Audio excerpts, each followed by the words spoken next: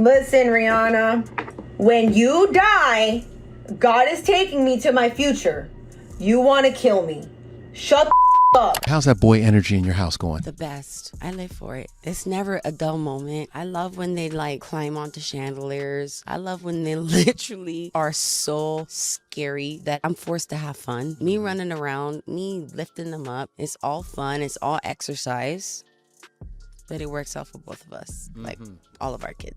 On Sunday, March 8th, at approximately 1:15 in the afternoon, a woman pulled up to Rihanna's mansion in Beverly Crest in a white Tesla, raised an AR-15 style assault rifle from inside the vehicle, and opened fire. Multiple shots into the home, into the front gate, into an Airstream trailer parked outside. 7 assault rifle casings were recovered from the scene. At least 1 bullet went through a wall of the house, and Rihanna was inside. ASAP Rocky was inside. Their 3 children, Rizza, Riot, Rose, and Rocky, were inside. A family of 5, including small children, in the middle of a Sunday afternoon, and someone pulled up with an assault rifle and started shooting. Nobody was hurt, and I cannot stress enough how miraculous that is given the number of rounds fired and the fact that a bullet penetrated an actual wall of the home. But here's the part that's going to keep you up tonight. This wasn't random. This woman had been posting about Rihanna for months. She was on YouTube talking about it. She was on Facebook tagging Rihanna directly. She told the internet exactly what she was thinking, over and over and over again, and still managed to drive across the country and show up at this woman's house with a military-style weapon before anyone stopped her. So let me walk you through everything we know because this story gets more disturbing the deeper you go. Let's start with the suspect, because understanding who this woman is makes the whole thing even harder to process. Her name is Ivana Lisette Ortiz, 35 years old, originally from Illinois, but living in Orlando, Florida. And here's what's going to surprise a lot of people. She's not some random person living off the grid with no ties to normal society. She is a licensed speech-language pathologist in the state of Florida, an active, current license issued in 2015, valid through the end of 2027. This is someone with a professional career, a degree, state credentials, a job where she presumably worked with vulnerable populations, including children. She passed background checks. She maintained a license that requires renewal. And she drove from Florida to Los Angeles, that's over 2,000 miles, with an assault rifle, to shoot at Rihanna's house in broad daylight on a Sunday while a family was home. That's the part that messes with people's heads, because we want to believe that something like this comes with obvious warning signs that anyone paying attention could catch. But this woman had a whole professional life on paper. She was functioning in society by every standard metric. And the entire time,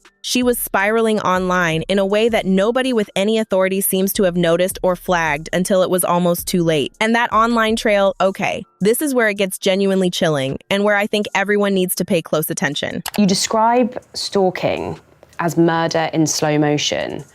Why do you use this phrase?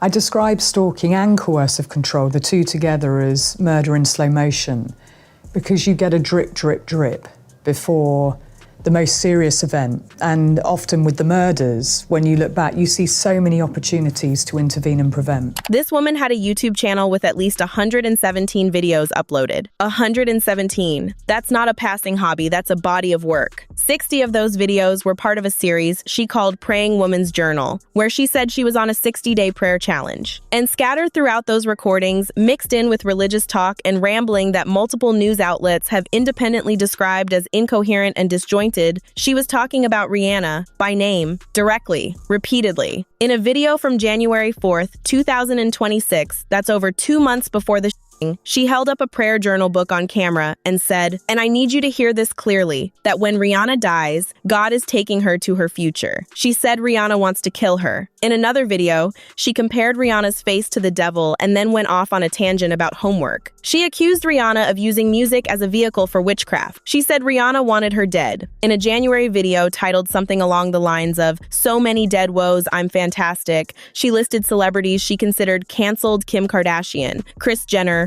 Khloe Kardashian, Mariah Carey, and Ariana Grande. Her last video was uploaded on January 27th, and then on March 8th, she showed up with a rifle. 2 months of silence between the last video and the shooting, which means whatever was building in her head during that gap went completely unchecked. And it wasn't just YouTube. On February 23rd, exactly 2 weeks before she pulled that trigger, she posted on Facebook directly tagging Rihanna's account. The post called Rihanna out by her handle, accused her of sneaking around, and demanded that Rihanna say something to her directly. 2 weeks. She tagged the woman she was about to shit at on a public social media platform 14 days before she did it. She also posted videos directed at Cardi B, where she was wearing a blonde wig and American flag shorts, talking into a mirror about how Cardi can't compete with her. She tagged Ray Sremmurd and Bad Baby in other posts. She was on X posting about Rihanna doing witchcraft. This was not a hidden fixation buried in a private journal. This was broadcast across every single platform she had access to for months, in plain view of anyone who stumbled across her profiles. And it still wasn't enough for anyone to intervene before she got in that car and drove across the entire country. And I have to be honest, that systemic failure is almost as disturbing as the shitting itself. Because what exactly is the threshold? How loud does someone have to be? How explicit does a threat have to get before the platforms flag it, before law enforcement gets involved, before someone steps in? She literally said on camera that Rihanna wants to kill her and that when Rihanna dies, her own life will begin. She tagged Rihanna directly on Facebook 2 weeks before showing up with a rifle. She had 117 videos on YouTube. What more did the system need to see? I used to work for Facebook, and my job was to spend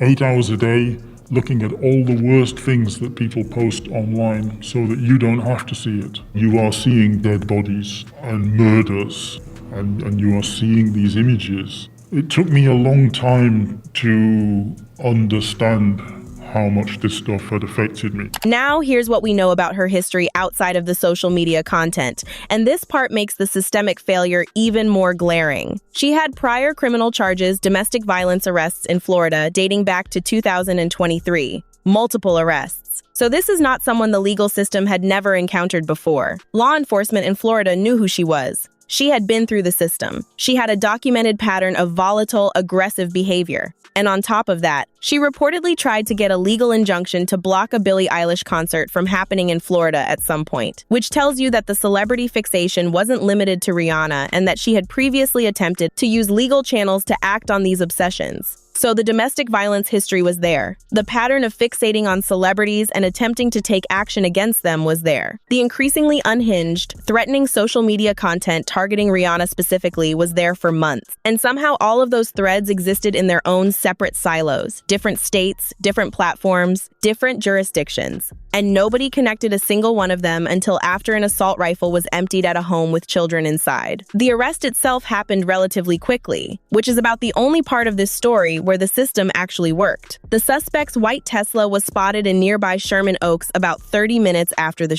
shooting. She was pulled over in a traffic stop and arrested at approximately 2:20 p.m., so roughly an hour after the first shots were fired. She's been booked for attempted murder. Bail has been set at $10,225,000. She remains in custody as of right now with no indication that she's getting out anytime soon. LAPD has confirmed they are actively investigating her full social media history, which should have been investigated months ago, but at least it's happening now. There is no known connection between this woman and Rihanna or A$AP Rocky. No personal relationship, no professional overlap, no mutual acquaintances, nothing that links them in any tangible, real-world way. The motive is still technically under investigation, but between the YouTube videos, the Facebook posts, the X posts, and the obsessive religious framing around Rihanna specifically, the picture is overwhelmingly clear, even if law enforcement hasn't officially characterized it yet. And I want to take a second to talk about what this means for Rihanna personally, because I think people get so caught up in the spectacle of celebrity news that they forget there's a real human being at the center of this. Behind the brand and the empire and the billionaire status, this is a 38-year-old mother who was home with her babies when someone fired an assault rifle at her house. She's been with A$AP Rocky since 2020.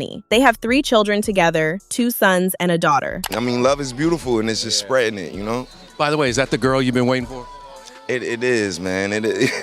Right here. You know what I'm saying? Right here. She just recently posted a video showing she's working on new music for the first time since Anti dropped back in 2016, a full decade of fans waiting. And I have to make a Mardi Gras costume for my son after As long as they ever. By 2:30 a.m., Rihanna is in the studio, though she mutes the audio, keeping any possible new music a secret. She built Fenty into one of the most successful celebrity-founded brands in history across cosmetics, fashion, and lingerie. This woman spent the last several years stepping back from the spotlight to focus on her family and her businesses, doing things on her own timeline, enjoying her life privately. And some stranger from Orlando decided that was a problem worth driving across the country with an assault rifle to address. Neither Rihanna nor A$AP Rocky have publicly commented on the as of right now, and I wouldn't expect them to. What do you even say? What statement could possibly be appropriate when your children were in the house while bullets were hitting the walls? There's no PR response for that. There's no Instagram story that covers it. You just sit with the reality that the world you built to protect your family almost wasn't enough on a random Sunday afternoon. And the thing that really stays with me about all of this, the detail I keep turning over in my head, is how preventable it feels looking back. This woman was screaming into the void for months. She was telling anyone who would listen, and apparently nobody was listening exactly what was happening inside her head. She had a documented history of volatile behavior. She had a professional license that suggests she was interfacing with institutions that theoretically could have flagged something. I think as a society,